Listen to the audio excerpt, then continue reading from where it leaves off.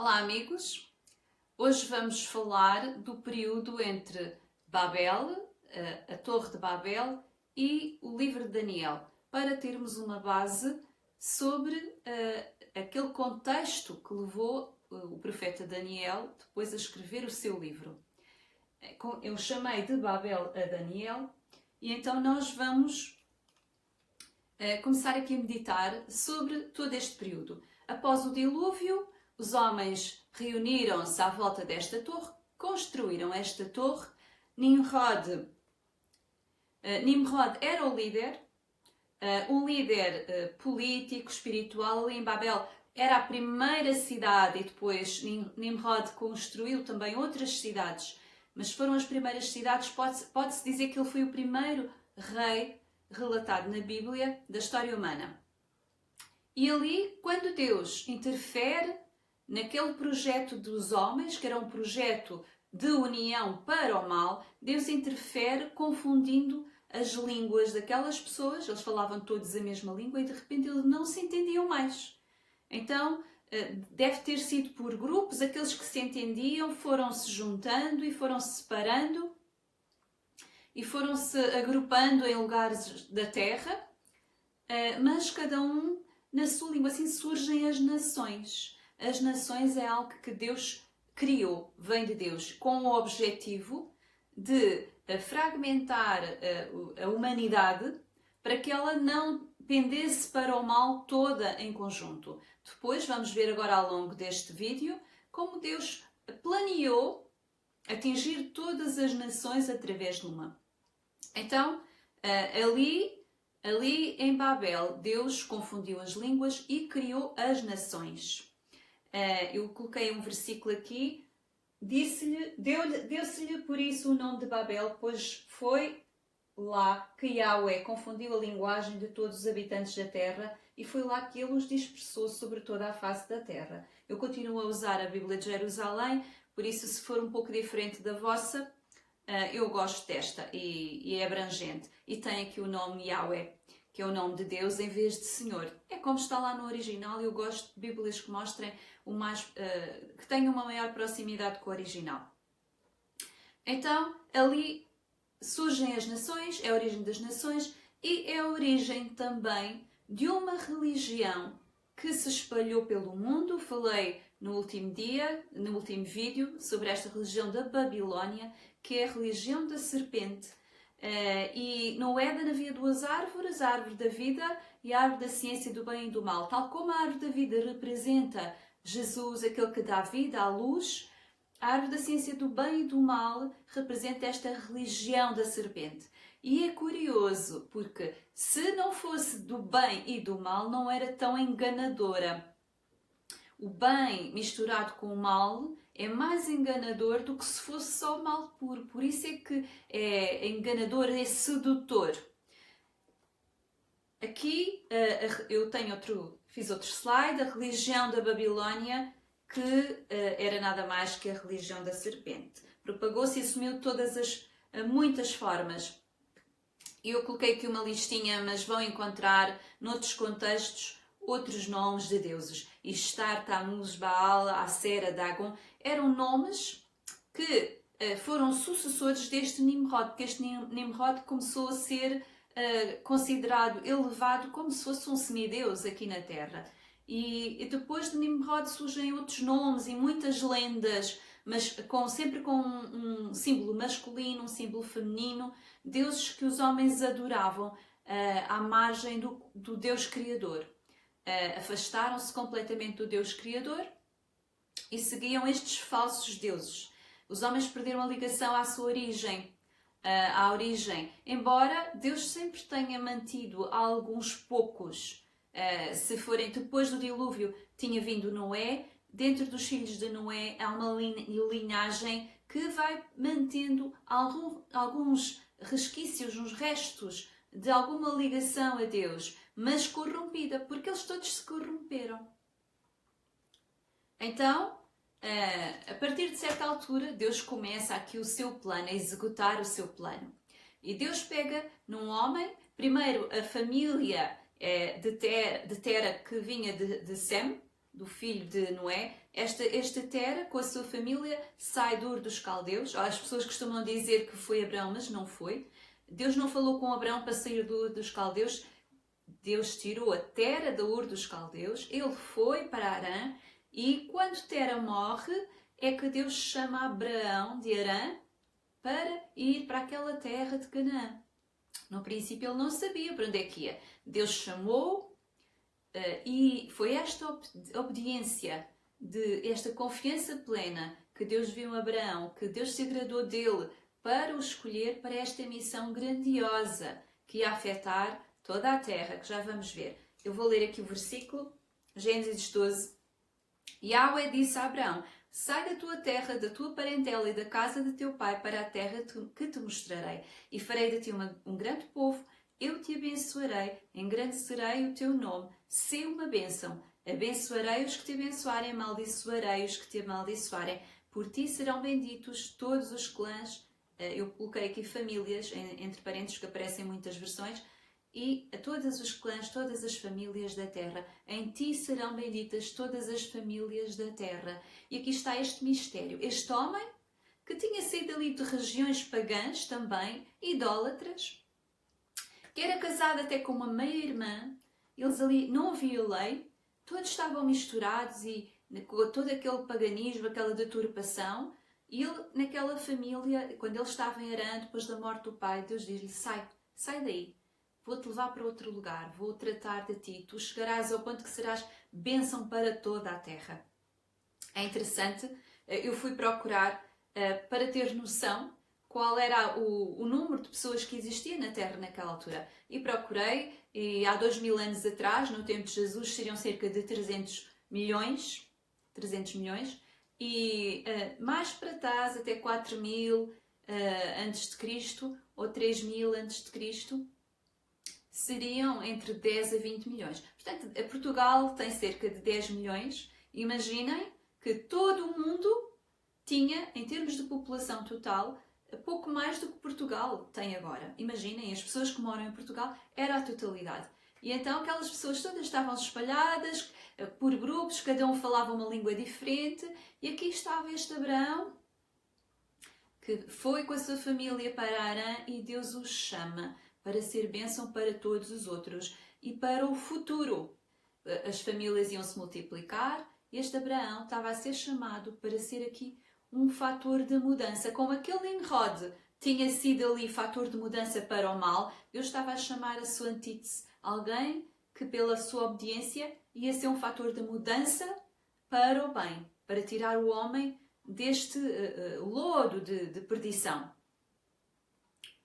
Então Abraão teve, com todas as peripécias, muitos de vós que estão a ouvir já saberão, conhecem as histórias de Abraão, mas aqui o principal é que ele teve vários filhos, teve um Ismael de uma escrava, depois da morte da Sara teve, que era uma senhora que ele teve como concubina, ele teve ali vários filhos dela, nomeadamente Midian e outros, mas no meio de tudo isto foi Isaac, aquele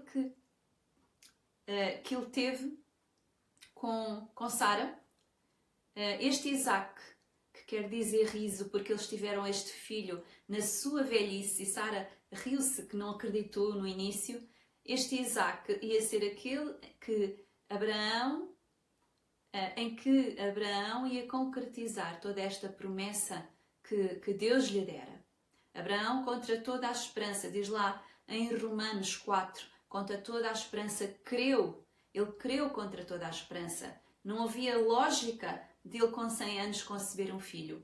Mas ele acreditou, eles riram-se inicialmente, mas Abraão acreditou que aquela promessa de Deus ia se concretizar e ele iria ter o filho da sua velhice. Então, Isaac teve depois a Jacó, e aqui a promessa de Deus a Abraão, nós não podemos ler aqui todos os textos, mas quem quiser ler o livro de Gênesis conhece depois todos estes pormenores destas histórias. Deus promete a Abraão, então, descendência. Deus promete terra, porque ele diz que o vai tirar de Harã para uma terra que lhe vai mostrar, e com o objetivo de abençoar todas as nações da terra. Porque Deus tinha dito, quando Adão e Eva pecaram, Deus tinha dito que, eu vou pôr-vos aqui o versículo, que em Gênesis 3,15, diz nesta versão da Bíblia de Jerusalém: porém, hostilidade entre ti e a mulher, entre a tua linhagem e a linhagem dela. Ela te esmagará a cabeça e tu lhe ferirás o calcanhar. Esta é a promessa lá no Gênesis, logo no capítulo 3, que um descendente da mulher pisaria a cabeça da serpente. E quando Deus escolhe Abraão e dá-lhe um filho como figura daquele que seria o descendente mais lá à frente, e quando Deus faz isto, Deus está a começar a cumprir esta promessa que é chamada o proto-evangelho, a primeira vez que se fala daquele Messias que viria. Então, porém, inimizade entre ti e a mulher, entre a sua, vem em algumas versões, entre a tua semente e a sua semente. E então, este Jacó, que foi o filho de Isaac, depois, também tem aqui outras peripécias que podem ler no livro de Gênesis. A Rebeca, a mulher de Isaac, tem 2 filhos, Esaú e Jacó, no ventre, são gêmeos. E há aqui umas peripécias. Mas este Jacó, que vai ser um dos filhos e é aquele que também é eleito para ser a continuação da linhagem, este Jacó depois tem 12 filhos, tem também uma filha chamada Tamar, mas 12 filhos homens, e através destes 12 filhos ele vai gerar aqui uma nação. De uma forma, assim eu estou aqui a resumir tudo. Eles, devido a uma fome, vão para o Egito, porque um dos filhos tinha sido vendido pelos irmãos para lá, a história de José, como devem conhecer, se não conhecem, está lá no livro de Gênesis. E em todas estas peripécias, quando eles estão no Egito, começam a multiplicar-se, e depois há aquelas... eles já tinham levado alguns servos com eles, mas quando finalmente Deus levanta Moisés ali no Egito, passado, eles tiveram mais de 400 anos ali no Egito, Deus levanta Moisés para tirar o povo daquela escravidão, porque eles entraram com uma posição de honra, mas à medida que passaram os anos e que aqueles faraós que sucederam o primeiro não conheciam esta família, não conheciam José, tudo o que José tinha feito por faraó, então esqueceram e escravizaram o povo. Este Moisés é uma criança que nasce ali da tribo de Levi, que cresce depois no palácio devido a várias peripécias também. Este Moisés lidera o povo e o povo sai, uma multidão. Saem também algumas pessoas que estavam lá escravas no Egito, que não eram só deste povo. Sai uma multidão de gente ali que vem agregada, mas saem também estas famílias que se multiplicaram muito. Eles tinham muitos filhos sempre. Então, a descendência de Jacó torna-se uma nação. E aquele Abraão que era sozinho, sem filhos, que depois teve um filho miraculosamente de Sara, outros que se espalharam, mas não foram escolhidos para esta eleição desta nação, esta eleição desta árvore genealógica, que está a ser ali cuidadosamente selecionada por Deus. E então, todo este de Abraão vem até aqui a uma nação que sai do Egito.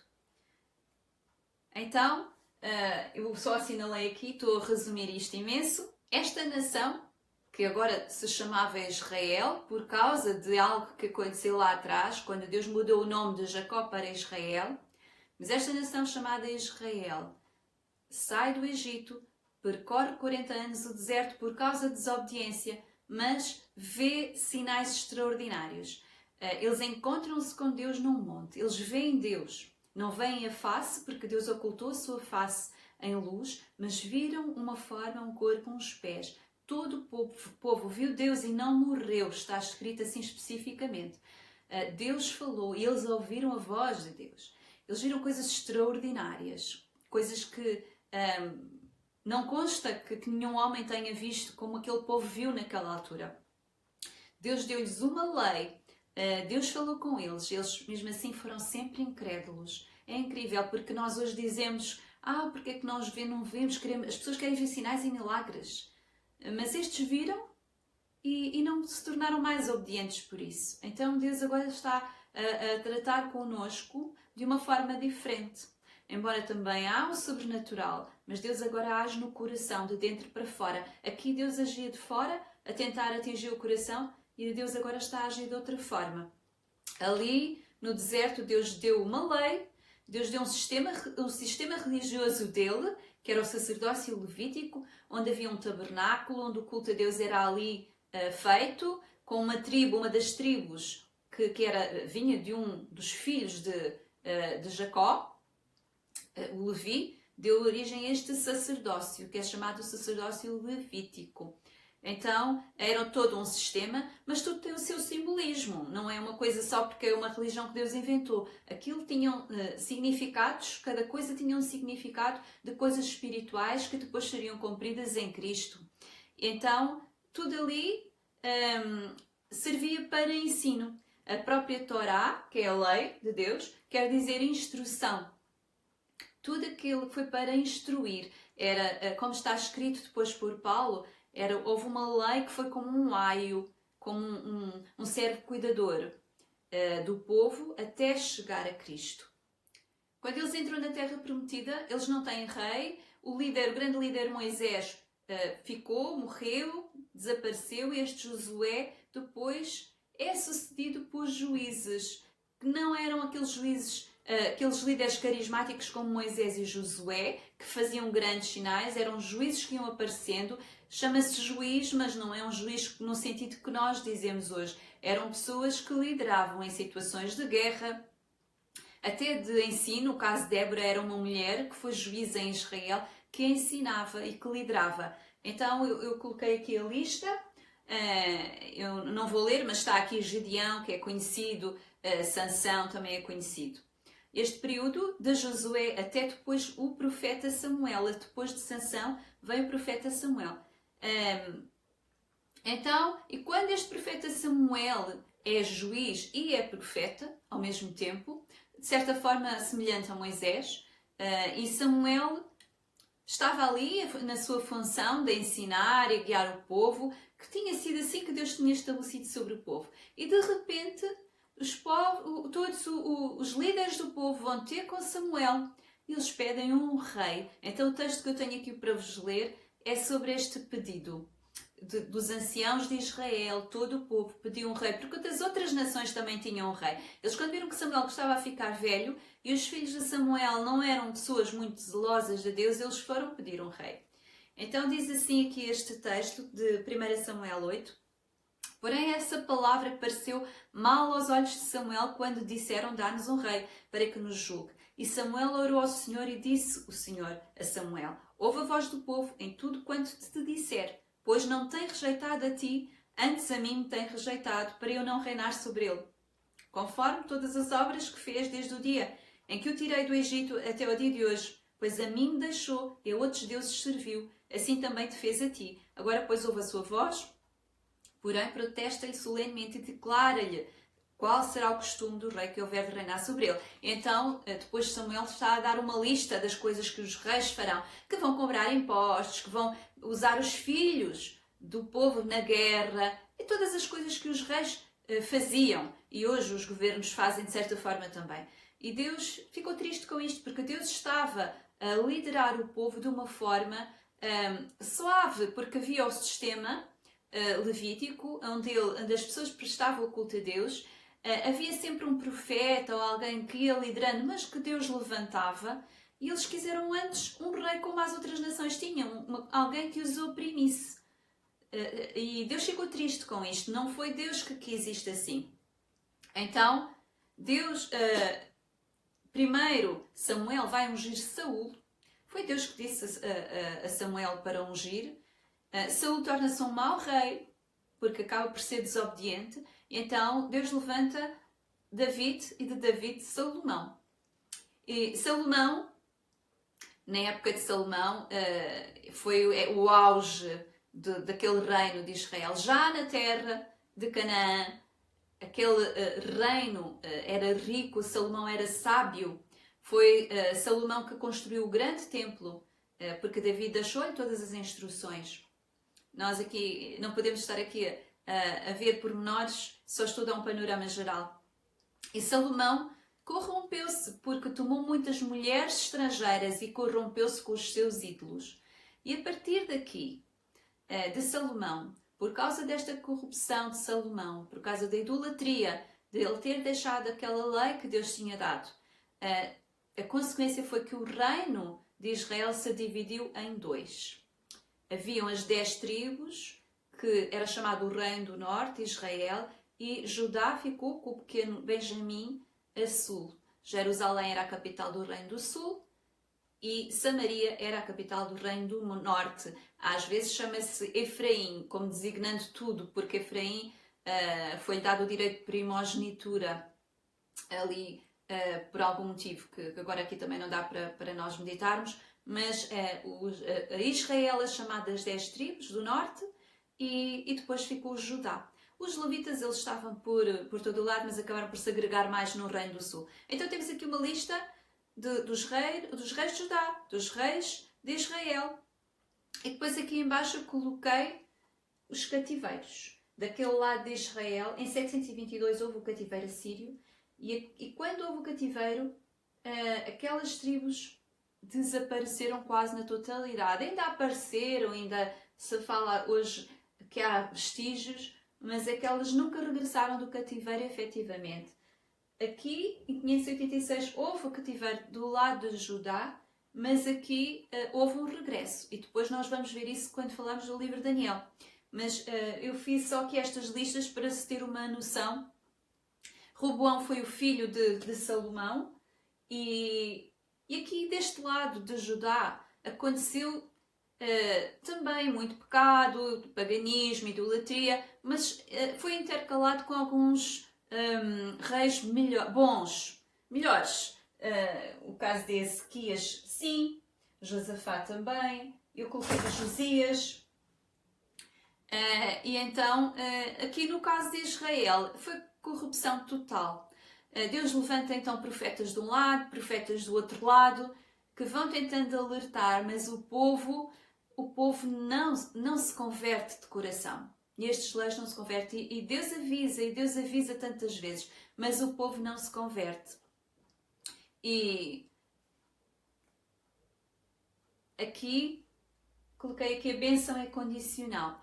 Porque a lei de Deus, aquilo que Deus tinha dado no deserto, Deus tinha prometido tantas bênçãos, baseado naquelas primeiras promessas a Abraão, que Deus daria a terra, que Deus daria descendência, que seriam bênção sobre a terra. Mas esta bênção que é condicional dependia se eles se mantivessem fiéis a Deus. Seria tão grande a bênção como seria depois a maldição. É isso que agora vamos ler aqui para terminarmos. Eu selecionei nos versículos de Deuteronômio e vou ler o versículo 15. Todavia, se não obedeceres à voz de Yahweh, teu Deus, cuidando de pôr em prática todos os seus mandamentos e estatutos que hoje te ordeno, todas estas maldições virão sobre ti e te atingirão. Então, aí começa uma lista de maldições que são faladas no Monte Ebal. Do outro lado tinha sido já do Monte Gerizim, tinham sido faladas as bênçãos que viriam sobre o povo, e no Monte Ebal as maldições. Foi assim que começou, foi assim que foi a entrada na terra. E isto perdurou. Foi uma bênção e uma maldição que estava sobre eles. Eles teriam que escolher. E a verdade é que muitas vezes, sim, houve ali o reino de Judá que escolheu bênção e converter-se e voltar à Torá, mas a maior parte era apostasia, era eles misturarem-se com os pagãos. E continuando aqui, versículo 36 e 37, no caso da desobediência, Yahweh te levará juntamente com o rei que constituíste sobre ti. Cá está aquilo que lemos ali do rei. Para uma nação que nem tu nem teus pais conheceram, e lá servirás a outros deuses feitos de madeira e de pedra. Serás motivo de assombro, de provérbio e de caçoada em meio a todos os povos onde Yahweh te houver conduzido. Então, aquilo que eu dizia no outro vídeo sobre Babilónia, eles tornaram-se como os pagãos. Então, o que Deus fez é, vocês não merecem estar aqui na terra da promessa, naquilo que é a bênção. Então Deus levou-os depois para o lugar onde estava essa podridão, essa idolatria, esse paganismo. Porque eles mudaram o seu coração para isto. Então, Foi uma consequência já do interior para o exterior. Aqui mais um outro versículo de Deuteronômio, onde Deus, depois de dizer estas bênçãos e estas maldições, Ele diz, mas se te converteres. Porque toda a nossa relação com Deus depende desta obediência e desobediência. Mas ainda quando alguém cai e quando desobedece, e quando há sempre aquela oportunidade da pessoa mudar e se converter. Então Deus diz, é bênção por este caminho, é maldição por este caminho. Mas se caíres, quando te converteres, começa aqui, e quando te converteres, então Deus dá sempre a mão, porque a misericórdia de Deus é eterna, é sem fim. E quando te converteres a Yahweh teu Deus, obedecendo à sua voz, conforme tudo o que hoje te ordeno, tu e os teus filhos, com todo o teu coração e com toda a tua alma, então Yahweh teu Deus mudará a tua sorte para melhor e se compadecerá de ti. E Yahweh teu Deus voltará atrás e te reunirá a todos os povos, de todos os povos entre os quais te havia dispersado, ainda que tivesses sido expulso para os confins do céu, de lá te reuniria Yahweh teu Deus, e de lá te tomaria para te reintroduzir na terra que os teus pais possuíram, para que a possuas. Ele te fará feliz e te multiplicará mais ainda que os teus pais. E Yahweh teu Deus circuncidará o teu coração e o coração da tua descendência, para que ames a Yahweh teu Deus com todo o teu coração e toda a tua alma e vivas. E aqui está a remeter-nos já para esta redenção. Já está a falar do circuncidar do coração, porque este povo tinha como marca a circuncisão física. Mas Deus está a falar aqui já de uma circuncisão no coração, que é algo que fala já depois da vinda do Messias, que o apóstolo Paulo fala. Então, tudo isto aqui termina, e eu termino aqui, porque para se perceber que este cativeiro, aqui, como eu mostrei aqui, este cativeiro babilónico que acontece aqui, que é neste ponto que começa o livro de Daniel, tem uma razão para ter acontecido. Eles corromperam-se como as nações, adoraram os deuses de pau e de pedra.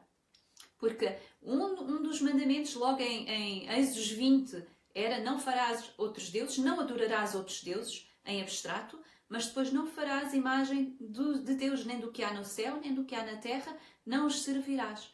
E então, aquela linha que vinha de Nimrod, que era uma linha espiritual de rebelião, de pagã, que tinha voltado as costas a Deus, tinha-se espalhado, e o povo, depois de ser instruído, depois de ver Deus face a face no monte, ainda assim se corrompeu. Isto é triste, não é? Mas isto é a história da humanidade. Deus fez tantas coisas na Terra e as pessoas ainda continuam teimosas, muitos continuam. Mas há sempre esta promessa que, se nos arrependermos, quando te converteres, então Deus está sempre à espera, como aquele pai da história do filho pródigo, não é? Estava sempre o pai ali à espera que o filho se arrependa. E é assim, eu vou terminar aqui, porque falaremos já no próximo vídeo, começaremos a falar do livro de Daniel, onde vamos pegar agora neste cativeiro, como estava aqui. Vamos pegar aqui, neste momento 586, do cativeiro babilónico, onde este jovem que foi levado cativo, não é? Vai enfrentar aqui muitas situações e também tem muitas revelações que nos interessam. Termino, deixo aqui, estes são os dois livros que publiquei, os últimos. Este tem a ver com dons espirituais e aquele sacerdócio segundo a ordem de Melquisedeque, fala daquele sacerdócio que foi a sequência daquele sacerdócio levítico que nós vimos ali atrás, que ouvimos falar, que era um sacerdócio com muitas figuras, quando se matavam muitos cordeiros, etc. E aqui este sacerdócio segundo a ordem de Melquisedeque é o sacerdócio que Jesus vem, não inaugurar, mas continuar. Isto é preciso ler o livro para se perceber, ou então também podem pesquisar, que eu tenho um vídeo antigo no canal. E deixo-vos aqui, todos os livros estão gratuitamente em PDF no site, e espero que tenham sentido vontade de ler o Gênesis. Lê-se muito facilmente o Gênesis e são ali histórias muito interessantes e compreendemos bem quem é este Abraão, como é que se formou esta nação de Israel. Então ficamos por aqui e até ao próximo vídeo.